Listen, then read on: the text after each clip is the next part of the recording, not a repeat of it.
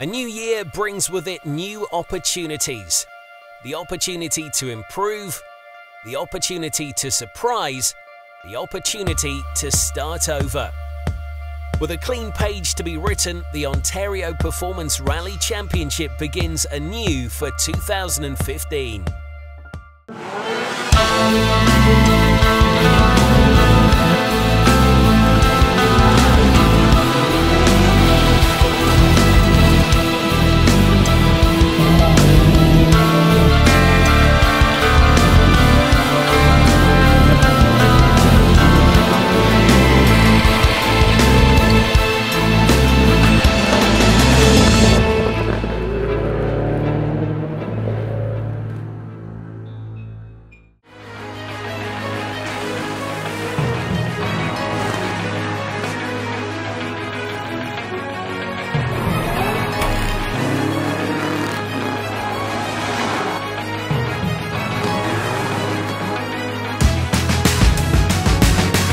The 2014 OPR season finished in one of the closest championship battles the series has ever seen, with a three-way battle for the driver's title heading into the final event. Andrew Kulikowski and Alan Ryle led the final showdown, sitting in a virtual dead heat as the stages began. A critical mistake for Kulikowski and tyre problems for Ryle would dash their championship hopes, leaving season underdog Martin Donnelly reigning supreme. Andrew Kulikowski was still able to secure the title for the two-wheel drive category, narrowly edging early season leader Kurt Thiel. But with the season that was behind them, all eyes will turn to the fresh start of 2015.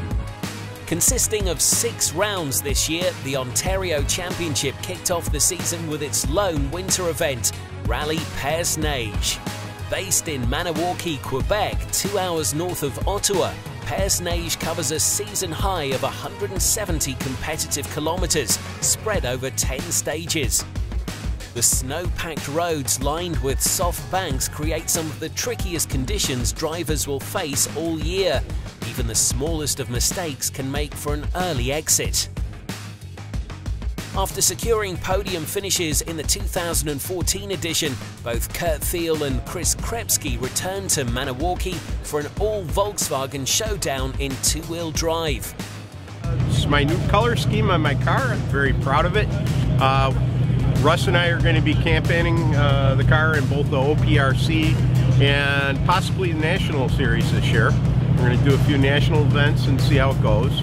We've been doing well in the OPRCs, and we're starting to do better and better.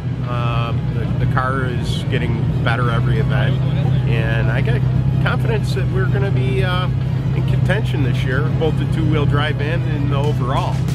We're going to try a little harder. Obviously our goal is to finish, but if we have a chance to find some speed and find some grip and find some rhythm, we'll certainly take advantage of it. Took a look at the roads yesterday in Recce. They look really good. We're doing 4 stages. Looking forward to get out there and see what we can do with them. Following a season off building a new open class car, Jeremy Norris was eager to make his mark with a new platform, while Max Mécons and Cindy Spencer debuted their new car for a different reason. We did the Ledwidge Go-Kart Rally in Halifax. It's one of the most beautiful rally I did, and we were gunning for first, and we were first for a very short time until we flew off the road and flipped the car. We tomahawked twice and flipped the car twice. So 5 months later, we had help from Freedom Shop, build a new car, and we didn't have any real test with it except to run the engine, see if anything's leaking. So we'll be learning to drive the car on the first few stages, see how it goes, and then go for broke in the long stages. As the teams took to the stages though, all eyes would be fixed on the return of Canadian rally legend Frank Sprongel.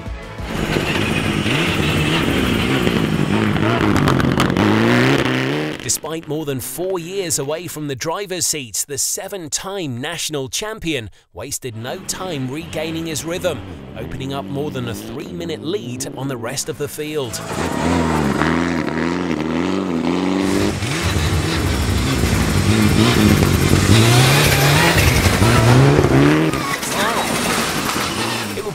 short-lived return to glory though, as Sprongel and co-driver Brian Maxwell came face to face with the trees on the 4th stage.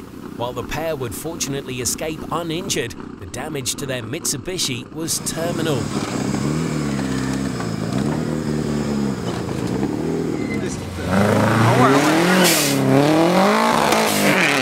With Sprongel's retirement, Jeremy Norris and Donald Krug would inherit the lead, while still learning the ins and outs of the new car. By the midway points, the pair held a comfortable margin over Maycons in 2nd. This morning, I took a gamble and went on the ice tires, even though a lot of the top competitors were going on snow. I really think that paid off, as the stages this morning were very, very icy. So, yeah, it's went really well. Donald's doing an amazing job on the notes. We're working really well together, and it's going really good. I haven't been pushing like flat out. I've just been trying to go at a good pace that I stay focused and stay on the road. So we're not going to change anything. I'm going to try and do the same again. Hopefully we'll make it to the finish.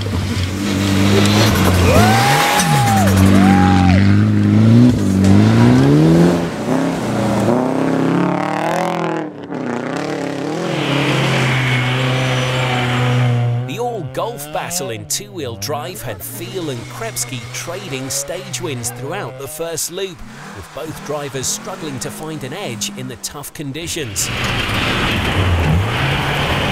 We've had several flat tires, and right now we're suffering a broken transmission mount, but we're still in it. We're still going.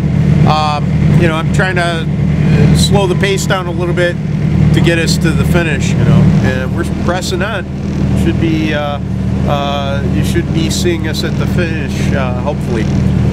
We had a challenging afternoon. The stages were rough this afternoon, Kiddigan, Zeeby, and Forêt de l'Aigle. We had 3 offs in Forêt de l'Aigle, and I guess I was trying a little too hard. We had a few moments on all the stages, but we're still in the running. We're still looking forward to trying to finish this. Krepsky and co-driver Sebastian Richard would net the class wins on nearly all of the remaining stages, but would still end the day just shy of Thiel and Norton in the top position.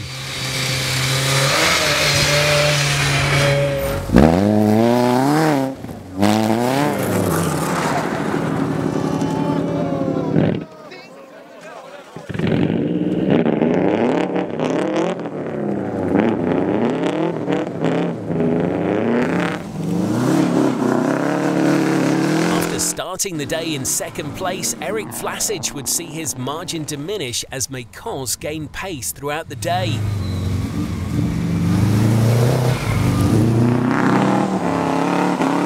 Having learned to drive in Maniwaukee's forest though, Maycons' familiarity with the longer evening stages would prove to be the difference, leaving Vlasic and co-driver Jeff Hagan to settle for a 3rd place finish.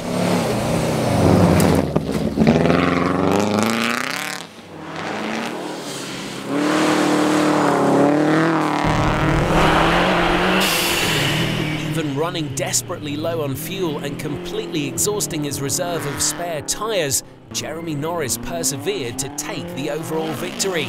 Competing in his first rally since the 2013 season, the one-time national production champion showed that he's still a formidable contender. What a day. No, it's been a great day. We made it to the finish, and the last loop of stages was very tough. So we went out on Kiddigan, and very early on in Kiddigan, I got a stuck throttle, pretty much wide open, and it was squirrely. It was very hard to control, but we kept it going. Unfortunately, we used a lot more fuel than we planned, and we basically only just got back on the fuel that we had. Tour 2, we had 2 flats on the same side. We had 1 spare, so we made it to the end of the stage. We changed the spare, and we got to the start of La Pointe, the last stage, and ran the whole stage on 1 flat and very little fuel. So we just wanted to make it to the end, which we did, and I'm really, really pleased. It's amazing. First few stages, I felt very rusty, and a new car, a new feel, the whole thing, and so it did take a little bit of time to get the flow, especially with the new co-driver too. But Donald did a fantastic job, and yeah, we made it to the end. Hopefully we won. After a lengthy break, the series returns to action in early May at the Lanark Highlands Forest Rally. The former World Rally Championship roads mark the first gravel test of the year, the unofficial start of the season for many teams. With an expanded format for 2015, the event is sure to provide a fresh challenge to new and returning competitors alike.